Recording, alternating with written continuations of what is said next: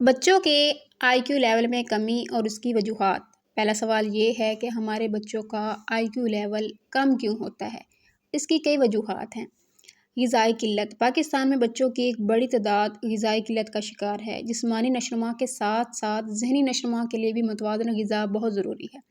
Iron, vitamin D اور protein کی کمی دماغ کی ترقی کو متاثر کرتی ہے، یعنی کہ دماغ کی صحت کو متاثر کرتی ہے، جس سے بچے کا آئی کیو لیول کم ہو سکتا ہے۔ تعلیمی نظام کی جو ناکارہ سسٹم ہے، یہ بھی ہمارے بچوں کی ذہنی صحت پر بہت برا اثر ڈالتی ہے۔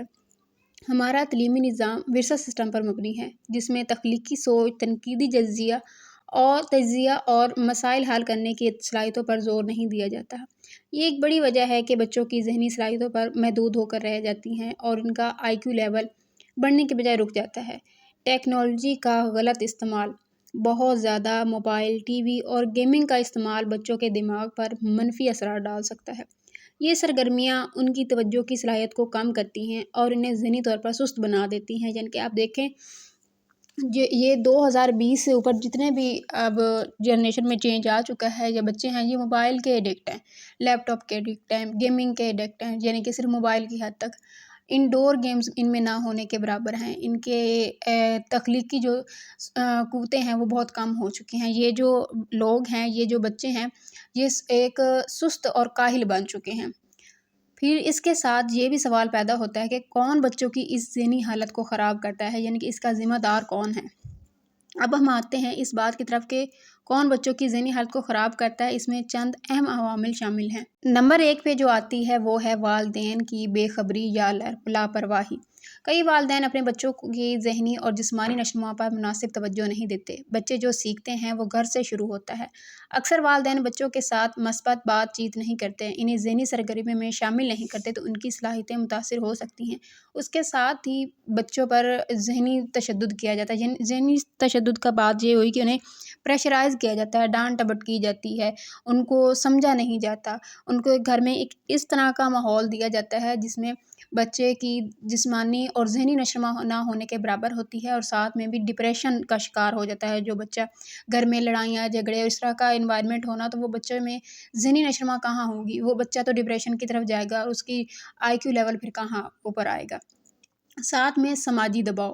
سماج میں موجود دباؤ اور توقعات بھی بچوں پر منفی اثرات ڈالتے ہیں۔ بچے کو ہر وقت امتحان میں اچھے نمبر لانے کی تاکید اور دوسرے بچوں سے موازنہ ان کی خود اعتمادی کو متاثر کرتا ہے۔ یہ دباؤ ان کی ذہنی صلاحیتوں کو کمزور کر دیتا ہے۔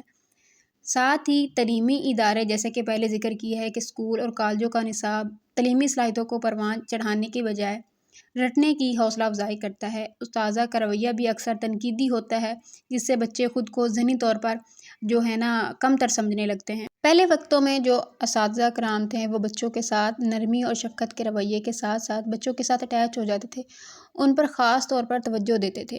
آج کل یہ دیکھا گیا ہے کہ بچوں میں وہ چیز بچوں کو پرکھنے کی، سمجھنے کی، یا اساتذہ کرام اس طرح کا رویہ نہیں اختیار کرتے جس طرح پہلے کیا جاتا تھا۔